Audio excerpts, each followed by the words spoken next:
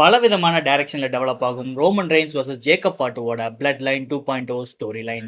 ரெசல்மேனியாக்கு அப்புறம் undisputed champion கோடி ரோட்ஸோட first match இன்னைக்கு நடந்திருக்கு. நம்ம அன்டிஸ்பியூட்டட் சாம்பியன்ஷிப்புக்கு அடுத்து கிரெடிபிளான ஆப்போனன்ட் யாருன்னு நமக்கு இன்னைக்கு கிளியரா தெரிஞ்சிருக்கு. இது இந்த வாரம் SmackDown review episode. So time waste பண்ணாம வாங்க ஷோக்குள்ள போலாம்.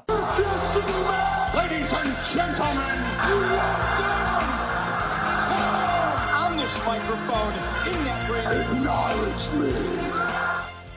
இந்த வாரம் ஷோ ஓபன் பண்ணது நம்ம அன்டிஸ்பியூட்டட் சாம்பியன் கோடி ரோட்ஸ். உள்ள வந்த கோடி ரோட்ஸ் மைக் எடுத்து இன்னிலிருந்து நான் மெடிக்கலி கிளியர்ட், ஸோ இனிமேல் நான் சண்டை போடுறது யாராலையும் தடுக்க முடியாதுன்னு அனௌன்ஸ் பண்றாரு. அடுத்து என்னோட ஆப்போனன்ட் யாருன்னு நான் தெரிஞ்சுக்க ரொம்பவே எக்ஸைட்டடா இருக்கேன்னு அவர் அனௌன்ஸ் பண்ணும்போது மியூசிக் ஹிட் ஆகுது. யாருன்னு பார்த்தா NXT இருந்து புதுசா காலப் ஆகி வந்திருக்க ரிக்கி ஸ்டெயின். உள்ள வந்த ரிக்கி ஸ்டெயின் தன்னோட ஹீல் கேரக்டரை எஸ்டாப்ளிஷ் பண்ற மாதிரி ஆடியன்ஸை பார்த்து அவங்கள மார்க் பண்ணி ஒரு 2 மினிட்ஸ் ப்ரோமோ கொடுக்குறாரு. அதுக்கப்புறம் கோடி ரோட்ஸை பார்த்து இனிமேல் இது உன்னோட ஷோ கிடையாது, என்னோட ஷோன்னு லைட்டா வம்பிழுக்கிறாரு. அதுக்கு கோடி ரோட்ஸ் நான் இன்னையில இருந்து மெடிக்கலாவும் கிளியர் ஆயிட்டேன், நம்ம ஏன் வீணா ப்ரோமோ பண்ணிட்டு இருக்கோம், பேசாம மேட்ச் போட்டே பாத்துக்கலாம்னு கேக்குறாரு. அதுக்கு ரிக்கி ஸ்டெயின் அக்செப்ட் பண்றாரு. இதோட விளைவா இன்னைக்கு Cody Rhodes versus Ricky Stein ஒரு மேட்ச் ஃபைனலைஸ் ஆயிருக்கு. First match Jacy James versus Charlotte Flair. இந்த ஜேசி ஜேம்ஸ் போன வாரம் தான் ஸ்மாக்டவுனுக்கு என்ட்ரி கொடுத்தாங்க. இவங்க ஆக்சுவலா சிங்கிள் பிளேயரா உள்ள வரல, இவங்க ஃபேட்டல் இன்ஃப்ளூயன்ஸ் சொல்லி ஒரு 3 விமன் இருக்கிற டீமா தான் உள்ள வந்திருக்காங்க. அதனால இந்த மேட்ச் நடக்கும்போது ஜேசி ஜேம்ஸுக்கு சப்போர்ட்டா மீதி 2 பிளேயர் ரிங் சைடுல தான் இருக்காங்க. அதே மாதிரி சார்லட் ஃபிளேயருக்கு சப்போர்ட்டா அலெக்சா பிளிஸும் ரிங் சைடுல தான் இருக்காங்க. ஓவரால் இது ஒரு நல்ல மேட்ச். லாஸ்ட்ல ஜேசி ஜேம்ஸ் அடிச்சு சார்லட் ஃபிளேயர் தன்னோட ஃபிங்கர் 4 லாக் போடுறாங்க. பட் மீதி இருக்கிற 2 பிளேயர் ஒருத்தங்க அம்பையரை டிஸ்ட்ராக்ட் பண்ணி இன்னொருத்தங்க வந்து சார்லட் ஃபிளேயரோட லாக்கை டிஸ்டர்ப் பண்ண இதை தட்டி கேட்கறதுக்காக அலெக்சா பிளிஸ் வராங்க. பட் 2 பேர் வர்சஸ் ஒருத்தங்கும் போது அலெக்சா பிளிஸ்னால ஒண்ணுமே பண்ண முடியல. இவங்க 2 பேருமே அலெக்சா பிளிஸை துவம்சம் பண்ணிட்டு அப்படியே சார்லட்டை டிஸ்ட்ராக்ட் பண்றாங்க. இந்த மொமெண்டத்தை யூஸ் பண்ணி ஜேசி ஜேம்ஸ் தன்னோட ஸ்மாக் போட்டு இந்த மேட்சை வின் பண்றாங்க. இந்த மேட்ச் முடிஞ்ச உடனே ஃபேட்டல் இன்ஃப்ளூயன்ஸ் 3 பேருமே சேர்ந்து சார்லட் ஃபிளேயர் மற்றும் அலெக்சா பிளிஸை பயங்கரமா அட்டாக் பண்றாங்க. இப்போ இவங்க 2 பேர்த்த காப்பாத்துறதுக்காக நம்ம ரியா ரிப்ளி உள்ள வராங்க. இதுக்கு ரீசன் போன வாரம் ரியா ரிப்ளி இவங்க 3 பேர் சேர்ந்து அட்டாக் பண்ணாங்க. இப்போ ரியா ரிப்ளி உள்ள வராங்க, ஃபேட்டல் இன்ஃப்ளூயன்ஸ் அட்டாக் பண்றாங்க. கடைசில 3 பேருமே சேர்ந்து இந்த ஃபேட்டல் இன்ஃப்ளூயன்ஸ் அடிச்சு ரிங்க விட்டு வெளியே தள்ளுறாங்க. சோ நான் போன வாரமே சொன்ன மாதிரி Fatal Influence versus Rhea Ripley, Alexa Bliss and Charlotte Flair இவங்களுக்கான மேட்ச் தான் இவங்க ஸ்டோரி லைனா டெவலப் பண்ணிட்டு இருக்காங்க. பட் எனக்கு தெரிஞ்சு இது பேக்லாஷ்ல நடக்க போறதுல மேபி அடுத்த வாரம் ஸ்மாக்டவுன் நடக்கலாம், இல்லைனா பேக்லாஷ்க்கு அப்புறம் ஏதோ ஒரு எபிசோட்ல நடக்க போகுது. அடுத்து R-Truth and Damian Priest versus Fraxiom for SmackDown tag team championship. Overall ஒரு நல்ல மேட்ச் தான். இந்த ஃபிராக்ஷன் டீம் தான் ஆக்சுவலா பாவம். ஏன்னா இந்த பக்கம் அந்த பக்கம் மாத்தி மாத்தி ஓடி போய் எட்டி குச்சி அடி வாங்கிட்டு இருந்தானுங்க. இவங்க கிட்ட பயங்கரமான ஜிம்னாஸ்டிக் டேலண்ட் இருக்கு. ஆனா என்னமோ இவங்க டாக் டீம் சாம்பியனா மாறுவாங்களான்னு கேட்டா அந்த ஒரு இட் ஃபேக்டர் இவங்க கிட்ட இல்லையோன்னு எனக்கு தோணுது. டேலண்ட் வைஸ் நோ டவுட், ஆனா என்னமோ ஒரு சின்ன அந்த ஒரு ஸ்பார்க் சொல்லுவாங்கல்ல, அந்த ஸ்பார்க் இந்த பசங்க கிட்ட இல்ல. மேபி இதே மாதிரி ரெகுலரா இன்னும் பல மாசங்கள் உள்ள வந்து அடி வாங்கி ஒரு அண்டர்டாகா டெவலப் ஆகி அங்கிருந்து இவங்க கொஞ்சம் கொஞ்சமா மேல வந்தா நல்லா இருக்கும். பட் அந்த மாதிரி ஏதாச்சும் ஸ்டோரி லைன் உங்களுக்கு வைக்கலைனா எனக்கு தெரிஞ்சு கூடிய சீக்கிரமே இவங்களுக்கு காணாம போயிருவாங்க. நான் இப்ப சொன்னதை வச்சு உங்களுக்கு தெரிஞ்சிருக்கு இந்த மேட்சோட ரிசல்ட் என்னன்னு. ஆஃப் கோர்ஸ் லாஸ்ட்ல டேமியன் பிரீஸ்ட் ஒருத்தருக்கு சோக் ஸ்லாம், இன்னொருத்தருக்கு தன்னோட ஸ்மாக் ரேசர் எட்ஜ் போட்டு பின்ஃபால் பண்றாரு. சோ இந்த மேட்சோட winner and still tag team champions Damian Priest and R-Truth. இந்த மேட்ச் முடிஞ்ச உடனே நம்ம MFT இருக்கிற டாலட்டாங்க உள்ள வந்து 4 பேர்த்தையுமே அட்டாக் பண்றாரு. இந்த அட்டாக்க ரிங் கார்னர்ல நின்னு நம்ம சோலோ சிக்கவா இன்ஸ்ட்ரக்ட் பண்ணிட்டு இருக்காரு. 4 பேருமே அடி வாங்கி ஃபிளாட் ஆனதுக்கு அப்புறம் சோலோ சிக்கவா மட்டும் டாலட்டாங்க ரிங்குக்கு நடுவுல வந்து நிக்கிறாங்க. இதுல இருந்து என்னோட புரிதல் என்னன்னா மேபி இவங்க 2 பேரும் டாக் டீம் சாம்பியன்ஷிப்பை நோக்கி வரலாம். சோலோ சிக்கவா உண்மையிலேயே ஒரு சிங்கிளான நல்ல பிளேயர். அவர் இந்த USA சாம்பியன்ஷிப் இல்ல வேர்ல்ட் டைட்டில் சைடுல புஷ் பண்ணாம எதுக்கு டாக் டீம் குள்ள இருக்கிறாங்கன்னு எனக்கு தெரியல. இஃப் இன் கேஸ் சோலோ சிக்கவா இந்த டாக் டீம் சாம்பியன்ஷிப் மேட்ச்க்குள்ள வந்தா அது உண்மையிலேயே ஒரு தப்பான டிசிஷன். ஏன்னா அவரோட டைரக்ஷன் தனியான சிங்கிள் பிளேயர்ல தான் கரெக்டா இருக்கும். அப்படியே உடனுக்குடன் சோலோ சிக்கவாட ஒரு ப்ரோமோ செக்மெண்ட். போன வாரம் ஸ்மாக்டவுன் எபிசோட்ல Solo Sikoa versus Jacob Fatu match நடந்துச்சு. அந்த மேட்சோட கடைசியில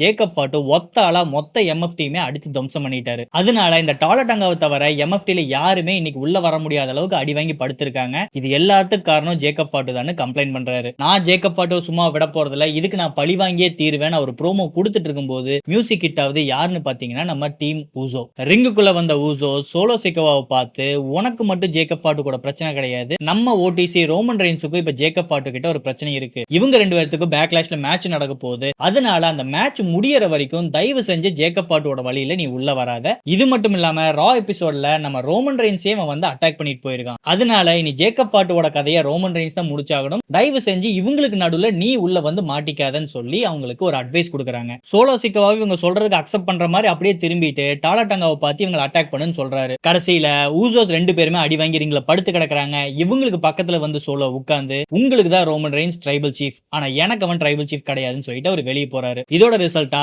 இன்னைக்கு main event Usos vs Solo Sikoa and Tala Tonga. அடுத்தது Ricky Saints vs undisputed champion Cody Rhodes. இந்த ரிக்கி ஸ்டெயின் பையன் ரிங்குக்குள்ள வரும்போது கரெக்டா அந்த டர்ன் பக்கல் கார்னர்ல நின்னுட்டு மியூசிக்கு ஏத்த மாதிரி தன்னோட கையை இப்படி இப்படி இப்படின்னு தூக்குறான். அது ஆக்சுவலா பார்க்கறதுக்கு ரொம்ப நல்லா இருக்கு. எனக்கு அது ரொம்பவே ரெஃப்ரெஷிங்கா ஃபீல் ஆச்சு. எனக்கு தெரிஞ்சு இந்த ஒரு ஃபேக்டரை வச்சே நிறைய ஃபேன்ஸ் அவன் கேட்ச் பண்ணலாம். அட்லீஸ்ட் அவன் ரிங்குக்குள்ள வரும்போது நிறைய ஃபேன்ஸ் இந்த மூவ் செட்டுக்காகவே குதூகலமாவாங்க. சோ அந்த பையனுக்கு ஒரு பிரைட் ஃபியூச்சர் கண்டிப்பா இருக்கு. என்னதான் கோடி ரோட்ஸ் மெடிக்கலி கிளியர்டா இருந்தாலும் அவரோட கண்ணுல இன்னும் அந்த கொஞ்சம் வீக்கம் இருக்கு. இந்த மேட்ச் முழுக்கவே ரிக்கி ஸ்டெயின் அதை தான் ஃபோக்கஸ் பண்ணி அடிச்சுக்கிட்டே இருந்தான். இந்த ரிக்கி பையனும் சும்மா இல்ல, நல்லா தான் சண்டை போட்டான். பட் ஸ்டில் இந்த மேட்ச் முழுக்கவே அப்பர் ஹேண்ட்ல இருந்தது யாருன்னு பாத்தீங்கன்னா நம்ம கோடி ரோட்ஸ் தான். கடைசியில ரிக்கி ஸ்டெயின் தன்னோட ஸ்மாக் போடுறதுக்காக கோடி ரோட்ஸ் ஆக்சுவலா லிஃப்ட் பண்றான். ஆனா கோடி அதுல அப்படியே அலேக்க எஸ்கேப் ஆகி உடனுக்குடன் தன்னோட ஸ்மாக் கிராஸ் ரோட்ஸ் போட்டு இந்த மேட்சை வின் பண்றாரு. அப்புறம் செலிப்ரேட் பண்ணலாம்னு நடுரிங்ல நிக்கும் போது கரெக்டா பின்னாடி இருந்து வந்து ஒரு ஆள் அட்டாக் பண்றாரு. யாருன்னு பாத்தீங்கன்னா நம்ம ரிங் ஜெனரல் கந்தர். இவர் உள்ள வந்தா என்ன நடக்கும்னு உங்களுக்கு தெரியும். அஃப்கோர்ஸ் தன்னோட ஸ்லீப்பர் ஹோல் போறாரு. அவ்வளவுதான் கோடி ரோட்ஸ் பிளாட். அதுக்கப்புறம் அந்த அன்டிஸ்பியூட்டட் சாம்பியன்ஷிப்பை எடுத்து நடுரிங்ல நின்னு போஸ்ட் கொடுக்குறாரு. அதுக்கப்புறம் ரிங்க விட்டு வெளியே போயிடுறாரு. இதுல இருந்து நம்மளுக்கு கிளியரா என்ன தெரியுதுன்னா இப்ப கோடி ரோட்ஸோட ப்ராப்பர் அன்டிஸ்பியூட்டட் சாம்பியன்ஷிப்புக்கு ஆப்போனண்டா வந்து நிக்க போறது இந்த கரியர் கில்லர், இந்த ரிங் ஜெனரல் கந்தர்.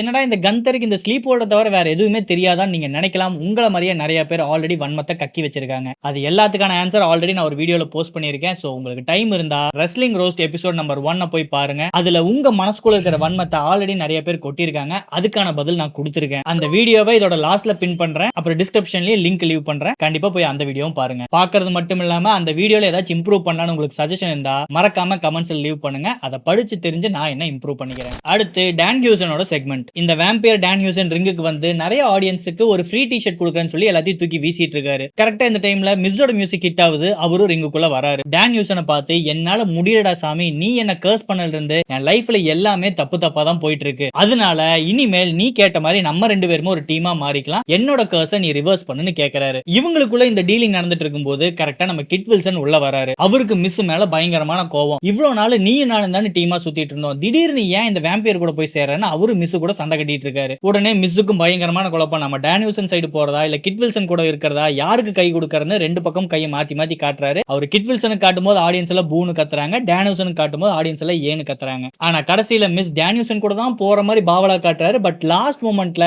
அப்படியே டான் ஹியூசனை பிடிச்சி பயங்கரமா அட்டாக் பண்றாரு. அவர் மட்டும் அட்டாக் பண்ணது பத்தாதுன்னு கிட் வில்சனையும் சேர்ந்து அட்டாக் பண்ண வைக்கிறாரு. கடைசியில மிஸ்ஸும் கிட் வில்சனும் சேர்ந்து டான் ஹியூசனை அடிச்சு துவைக்கிறாங்க. எனக்கு பர்சனலா இவங்களோட செக்மெண்ட் ரொம்பவே பிடிச்சிருக்கு. கடந்த 2 மாசமா ஒரு ஸ்டோரி லைன் எந்தவித டிஸ்டர்பன்ஸும் இல்லாம ப்ராப்பரா ரிட்டர்ன் ஆகி ப்ராப்பரா ப்ரோக்ரஸ் ஆகுதுன்னா அது இவங்களோட ஸ்டோரி லைன் தான். அதனால என்னமோ ரெகுலரா எல்லா வாரமும் பாக்கறனால இவங்களோட செக்மெண்ட் எனக்கு ரொம்பவே கனெக்ட் ஆகுது. இந்த செக்மெண்ட்டுக்கு முன்னாடி ஆக்சுவலா பேக் ஸ்டேஜ்ல ஒரு சின்ன காமெடி கிக் நடந்துச்சு. மிஸ்ஸும் இந்த கிட் வில்சனும் சேர்ந்து ஒரு சூட்கேஸ்ல பணம் வச்சு இந்த சூட்கேஸ் ஓபன் பண்ணி பணத்தை நீங்க எடுத்துக்கங்கன்னு ஒரு செட்டப் பண்றாங்க. ஆனா உண்மையான ஐடியா என்னன்னா இந்த சூட்கேஸ் திறக்கும் போது உள்ள இருந்து ஒரு பாம் மாதிரி புகை வெடிக்கணும். கரெக்டா இவங்க இந்த செட்டப் பண்ணி முடிச்சோடனே டானிஷனோட சவுண்ட் கேக்குது. இவங்க போய் ஒளிஞ்சு நின்னுக்கிறாங்க. அந்த மனுஷனும் வந்து சூட்கேஸ் ஓபன் பண்ணி உள்ள இருந்து $40,000 தூக்கிட்டு போயிட்டாரு. ஆனா சூட்கேஸும் வெடிக்கல, உள்ள இருந்து எந்த புகையும் வரல. மிஸ்ஸுக்கு கிட் வில்சனுக்கு ஒண்ணுமே புரியல. என்னடா நம்ம கரெக்டா தான செட்டப் பண்ணனும், போய் இவங்க சூட்கேஸ் திறக்கறாங்க, கரெக்டா உள்ள இருந்து புகை வெடிக்குது. அதுவுமே ஒரு காமெடி செக்மெண்டா நம்ம நிறைய தமிழ் சினிமால பார்த்திருப்போம். ஏன் நம்ம வடிவேல எண்ணெய் ஊத்தி விட்டுருவாரு, இந்த விவேக் வந்து மணிமாறனோட ஸ்கேட்டிங் திறமையை காட்டன் போய் அடி வாங்க வரல, கிட்டத்தட்ட அந்த செக்மெண்ட் மாதிரி தான். பட் அது எந்த அளவுக்கு ஒரு காமெடியா ஃபன்னியா இருந்துச்சோ அதே மாதிரி தான் இதுவும் இருந்துச்சு. ஓவரால் எனக்கு பர்சனலா இவங்களோட காம்போ ரொம்ப ரொம்ப பிடிச்சிருக்கு. எந்த ஒரு யங்கர் ஆடியன்ஸ் இதை பார்த்தாலும் அவங்களுக்கும் இந்த செக்மெண்ட் ரொம்பவே பிடிக்கும். உண்மையை சொல்லணும்னா மொத்த ஸ்மாக்டவுனுக்குமே ஒரு ஆங்கர் ஹோல்டா இருக்கிறது இவங்களோட செக்மெண்ட் தான். இது ப்ராப்பரா எல்லா வீக்கும் நடந்துகிட்டு இருக்கு. ஆக்ஷனா இருந்தாலும் சரி, காமெடியா இருந்தாலும் சரி, எதையுமே சின்சியரா ப்ராப்பரா நீங்க கொடுத்தீங்கன்னா ஆஸ் அ ரெஸ்லிங் ஃபேன் அதை என்ஜாய் பண்றதுக்கு நாங்க ரெடி. அடுத்தது ராய்ஸ் கீஸ் vs ஏஞ்சல்ஸ். இந்த லாஸ் கார்சன் ஒரு டீம் இருக்கு. அந்த டீம்ல ஒரு பிளேயர் பேர் தான் ஏஞ்சல்ஸ். ரொம்பவே குயிக்கான ஆக்ஷன் பேக்ட் ஸ்குவாஷ் மேட்ச் இது. அதாவது இந்த ஏஞ்சல்ஸுக்கு எந்த வகையான ஒரு ஆப்பர்ச்சுனிட்டியுமே கொடுக்கல. ராய்ஸ் கீஸ் போட்டு அந்த மனுஷனை அடிச்சு துவைக்கிறாரு. கடைசியில தன்னோட ஸ்மாக் போட்டு இந்த மேட்சை ஈஸியா வின் பண்றாரு. அதுதான் இந்த மொத்த ஸ்டோரியே. ஆக மொத்தம் இந்த மேட்ச் ஒரு 2-2.5 நிமிஷத்திலேயே முடிஞ்சிருச்சு. அதுக்கப்புறம் ஒரு பேக் ஸ்டேஜ் செக்மெண்ட் ராய்ஸ் கீஸும் ஜேக்கப் ஃபாட்டும் பேக் ஸ்டேஜ் நின்னு பேசிக்கிறாங்க. இவங்க 2 பேர்த்துக்குமே WWE வர்றதுக்கு முன்னாடி ஜெயில இருந்த எக்ஸ்பீரியன்ஸ் இருக்கு. அதனாலே என்னமோ இவங்க 2 பேருமே WWE விட்டு வெளியவே பர்சனல் லைஃப்ல ஃப்ரெண்ட்ஸ் மாதிரி தான் ஒரு கேரக்டர் போர்ட்ரே பண்றாங்க. ராய்ஸ் கீஸும் ஜேக்கப் ஃபாட்டோவை பார்த்து நம்ம லைஃப்ல நம்ம நிறைய விஷயத்தை கடந்து வந்திருக்கோம். ஆனா இப்ப ரோமன் ரெயின்ஸ் தன்னோட பவரை மறுபடியும் கேப்சர் பண்ணிட்டான். அவனை எப்படியாச்சும் தோக்கடிச்சு நீ அந்த பொசிஷனுக்கு வரணும், நம்மளோட வாழ்வியலை நம்ம மாத்தியே ஆகணும்னு சொல்லி ஜேக்கப் ஃபாட்டுக்கு ராய்ஸ் கீஸ் அட்வைஸ் கொடுத்துட்டு இருக்காரு. ஆனா இவங்க 2 பேருமே பேசிட்டு இருக்கும்போது டாலா அண்ட் சோலோ சிக்வா உள்ள வந்து இவங்க 2 பேர்த்தையுமே பயங்கரமா அட்டாக் பண்றாங்க. சோ நம்ம ஊசோஸ் டீம் என்னதான் சோலோ சிக்வாவுக்கு அட்வைஸ் பண்ணாலும் ஜேக்கப் ஃபாட்டுவை நான் அட்டாக் பண்ணியே தீருவேன்னு சோலோ சிக்வா புடிவாதமா நின்னுட்டு இருக்காரு. அடுத்தது சேமி ஜெயின் ப்ரோமோ செக்மெண்ட். ஆனா அவர் ரிங்குல வர்றதுக்கு முன்னாடியே ஜிஞ்சர் பிரெட் மேன் ஒரு மிகப்பெரிய உருவத்தில் இருக்கக்கூடிய பொம்மை ரிங்குல தான் இருக்கு. சேமி ஜெயின் ஆடியன்ஸை பார்த்து என்ன ஏன் திடீர்னு நீங்க ஹேட் பண்றீங்க, அப்ப நான் இங்க கெட்டவன் கிடையாது, நீங்க தான் கெட்டவன், நான் எவ்வளவுதான் நல்ல மேட்ச் கொடுத்து உழைச்சாலுமே உங்களுக்கு என்ன பிடிக்க மாட்டீங்கன்னு சொல்லி ஆடியன்ஸ் ஆக்சுவலா ட்ரிகர் பண்ணிட்டு இருக்காரு. ஒரு ஹீலா அவரோட வேலையை ப்ராப்பரா ப்ரோமோல காட்டிட்டு இருக்காரு. அது மட்டும் இல்லாம கடைசியில் இந்த ஜிஞ்சர் பிரெட்டை பார்த்து நான் இந்த பிரெட்டை சும்மா விட போறதில்லைன்னு சொல்லி அந்த ஜிஞ்சர் பிரெட் பொம்மைக்கு ஒரு லோ ப்ளோ, அப்புறம் பொம்மையை பிடிச்சி இந்த மனுஷன் அடிச்சிட்டு இருக்காரு. அட ஆமாங்க, பொம்மையை தான் பிடிச்சி அடிச்சிட்டு இருக்காரு. இந்த மனுஷன் அந்த பொம்மையை பிடிச்சி குமாங்குத்து குத்திட்டு இருக்கும்போது நம்ம ட்ரிக் வில்லியம்ஸ் ரிங்குல வராரு. உள்ள வந்தது மட்டும் இல்லாம சேமி ஜெயினுக்கு ஒரு 4-5 அடி கொடுக்குறாரு. அடி வாங்கின உடனே சேமி ஜெயின் எட்டி குச்சி ஆடியன்ஸ் வழியா வெளியே ஓடி போயிடுறாரு. அப்புறம் ட்ரிக் வில்லியம்ஸ் சும்மா இல்லாம இந்த பக்கத்துல மெடிக்கல் டீம் இருப்பாங்களா அவங்கள கூப்பிட்டு உள்ள வந்து இந்த பொம்மையை செக்அப் பண்ணுன்னு சொல்லி மிரட்டிட்டு இருக்காரு. இந்த செக்மெண்ட்ல இருந்து நமக்கு 2 விஷயம் தெளிவா கிடைச்சிருக்கு. ஒன்னு சேமி ஜெயின் இப்ப ஹீல், இன்னொன்னு ட்ரிக் வில்லியம்ஸ் இப்ப ப்ராப்பரான பேபி ஃபேஸா மாறிட்டு இருக்காரு. இந்த பொம்மையை செக்அப் பண்ணது மட்டும் இல்லாம ஸ்ட்ரெச்சர் எல்லாம் வச்சு பேக் ஸ்டேஜுக்கு எடுத்துட்டு போறாங்க. அங்க மெடிக்கல் ரூம்குள்ள போய் செக்அப் பண்ணிட்டு வெளியே வந்து டாக்டர் என்ன சொல்றாருன்னா இந்த பொம்மை செத்து போச்சுன்னு. உடனே ட்ரிக் வில்லியம்ஸ்க்கு பயங்கரமா கோவமாகுது. அங்க பக்கத்துல தான் இன்டர்வியூ எடுத்துட்டு இருக்காங்க. இன்டர்வியூரை பார்த்து சேமி ஜெயின் இந்த USA சாம்பியன்ஷிப்காக தான் இத்தனையும் பண்றான், அதனால வர்ற பேக்லாஷ்ல அவன் கேட்ட அந்த சாம்பியன்ஷிப் கொடுக்கறதுக்கு நான் ரெடின்னு சொல்றாரு. சோ ஆக மொத்தம் பேக்லாஷ்ல Trick Williams vs Sami Zayn for USA championship match finalise ஆயிருக்கு. என்னடா சேமி ஜெயின் ஒரு பொம்மையை அடிச்சே மேட்ச் வாங்கிட்டியே. அடுத்தது ப்ரீ பில்லா and Paige vs irresistible force for women tag team championship. இவங்க இந்த சாம்பியன்ஷிப் வின் பண்ணி 2 வாரம் தான் ஆச்சு. சோ இந்த மேட்ச் ஆரம்பிக்கும் போதே நமக்கு தெரியும் இதோட வின்னர் யாரா இருப்பாங்கன்னு. அதனால நம்ம ஃபோக்கஸ் ஃபுல்லாவுமே பேஜ் மேலதான்.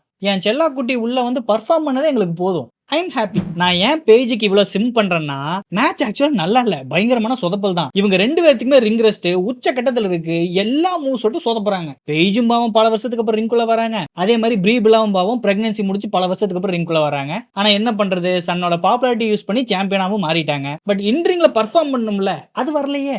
அதனால நான் முன்னாடியே சொன்ன மாதிரி இது ஒரு மொக்க மேட்ச் தான். கடைசியில் அப்படி இப்படின்னு ஒரு கொலாபரேஷன் பண்ணி இந்த மேட்சோட winner still tag team champion ப்ரீ பில்லா அண்ட் பேஜ். அடுத்தது the main event team Usos vs team MFT, அதாவது Solo Sikoa and Tala Tonga. டெக்னிக்கலா இந்த மேட்ச் 2 அண்ணன் vs ஒரு சின்ன தம்பி கூடவே ஒரு சித்தப்பா பையன். இவன் சித்தப்பா பையனா இல்ல மாமா பையனா? இவங்க ஃபேமிலி ட்ரீயே ஒரு இன்டர்ஸ்டெல்லர் படம் மாதிரி. பார்த்தாலும் புரியாது, பார்க்கவும் புரியாது, புரிஞ்சுக்க ட்ரை பண்ணாலும் முடியாது. ஓவரால் இது ஒரு ஓகேஷ் மேட்ச் தான். போன வாரம் தான் ஜே யூசோ நல்லா ஸ்பியர் போடுறான்னு ஒரு காம்ப்ளிமெண்ட் கொடுத்தேன். தோ தலைவன் பேக் டு ஃபார்ம் ஆயிட்டா. இந்த வாரம் ஒரு மொக்க ஸ்பியர். மேட்சோட ஒரு பாயிண்ட்ல ஊசோஸ் 2 பேருமே ரிங்குக்கு வெளியே ஃபிளாட்டா கிடக்குறாங்க. இந்த டாலா டாங்கா அவங்கள கமெண்ட்ரி டெஸ்க் மேல வச்சு அடிக்கணும்னு சொல்லி அந்த டெஸ்கை ரெடி பண்ணிட்டு இருக்காரு. கரெக்டா ஆடியன்ஸ் ஸ்கூல்ல இருந்து ஓடி வந்து நம்ம ஜேக்கப் ஃபாட் இந்த டாலா டாங்காவை அட்டாக் பண்றாரு. உடனுக்குடன் இந்த மேட்சும் டிஸ்குவாலிஃபை ஆகுது. டாலா டாங்காவை ரிங்குக்கு வெளியே அடிச்சது மட்டும் பார்த்தாம ரிங்குக்குள்ள போய் நம்ம சோலோ சிக்வாவை அடிக்கிறாரு. அது எப்படி ரா எபிசோட்ல நம்ம ரோமன் ரெயின்ஸ்க்கு ஒரு சோக்கோல் போட்டார்ல, அதே சோக்கோல்ட இப்ப சோலோ சிக்வாவுக்கு போடுறாரு. அதே மாதிரி கையோட கையா இந்த சோக்கோல்டுக்கு ஒரு பேர் வச்சுட்டாங்க. இதுக்கு பேரு டாங்கன் டெத் கிரிப். சோலோவை காப்பாத்த டாலா டாங்கா வராரு. ஆனா டாலா டாங்காவையும் அடிச்சு வெளியே இருக்கிற கமெண்ட்ரி டெஸ்க் மேலேயே ஒரு சம்முவன் டிராப், அவ்வளவுதான் டெஸ்கோட உடைச்சிட்டு விழுகிறாங்க. அதுக்கப்புறம் ஜேக்கப் ஃபாட் ரிங்குக்குள்ள வராரு. ரிங்குக்குள்ள ஊசோஸ் 2 பேருமே நின்னுட்டு இருக்காங்க. சோ இவங்க 3 பேருக்கு ஒரு ஃபேஸ் ஆஃப் நடக்குது. ஆனா ஊசோஸ் இவரை ஒண்ணுமே பண்ணல. இவங்க 2 பேருக்கு நடுவுல கிராஸ் பண்ணிட்டு ஜேக்கப் ஃபாட் ரிங்க விட்டு வெளியே போறாரு. போனது மட்டும் இல்லாம அந்த LED ஸ்கிரீன் கீழே போய் நின்னுட்டு ஊசோஸை பார்த்து வர்ற பேக்லாஷ்ல நான் ரோமன் ரெயின்ஸை டாக் வாக் பண்ண போறேன், அப்படி அவரோட கேட்ச் ஃப்ரேஸ் எர்ரல் மீன் அவர் கிளம்புறாரு. அதோட இந்த செக்மெண்ட் அண்ட் ஷோ க்ளோஸ் ஆகுது. ரெஸ்லர்ஸ் டெக்னிக்கலா இது மொக்கையா இருக்க வேண்டிய ஷோ, ஆனா ரொம்ப டீசென்ட்டாவே இருந்துச்சு. சூப்பர் எக்ஸ்ட்ராடினரின்னு சொல்றதுக்கு ஒண்ணுமே இல்லாட்டியும் ஒரு நல்ல குவாலிட்டியான ஷோ தான் கொடுத்துருக்கானுங்க. அதனால உங்களுக்கு ஒரு 3 மணி நேரம் டைம் இருக்குன்னா கண்டிப்பா நீங்க ஸ்பெண்ட் பண்ணி இந்த ஷோவை பார்க்கலாம். It's Worth your time. அவ்வளவுதான் ரெஸ்லர்ஸ். இந்த வீடியோ பிடிச்சிருந்தா லைக் பண்ணுங்க. மறக்காம ப்ரோ ரெஸ்லிங் பார்க்கக்கூடிய உங்க ஃப்ரெண்ட்ஸுக்கு இந்த வீடியோவை ஷேர் பண்ணுங்க. ரொம்ப முக்கியமா சப்ஸ்கிரைப் பண்ணுங்க. கூடவே அந்த பெல் ஐக்கனை டச் பண்ணி விடுங்க. அப்பதான் நான் வீடியோ போஸ்ட் பண்ண உடனே உங்களுக்கு நோட்டிபிகேஷன் வரும். அடுத்து வேறொரு ப்ரோ ரெஸ்லிங் வீடியோல நான் உங்களை சந்திக்கிறேன். அது வரைக்கும் it's me Veera signing off. Until next time.